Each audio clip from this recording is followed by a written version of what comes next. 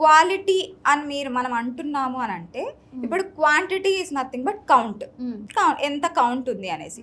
Quality మనకి ఎలా తెలుస్తుంది అంటే మోస్ట్లీ మొటిలిటీ ఆర్ మార్ఫాలజీలో చూస్తాం.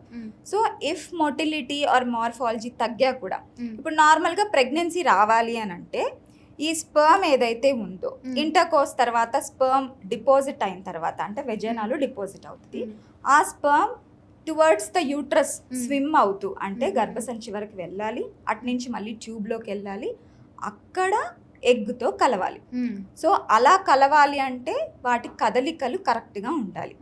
సో కదలికలు తగ్గినా లేకపోతే నార్మల్ ఫార్మ్స్ అంటాం, మార్ఫాలజీలో ఏమన్నా ఎఫెక్ట్ ఉన్నా కూడా స్పర్మ్ అనేది ఎగ్గుతో కలిసే అవకాశం అనేది చాలా తగ్గిపోతుంది. సో అప్పుడు ఎంబ్రియో ఫార్మేషనే అంటే పిండం ఏర్పడడమే మనకి తక్కువ అయిపోతుంది. So at the same time pregnancy chances అనేవి ఆటోమేటిక్గా తగ్గుతాయి.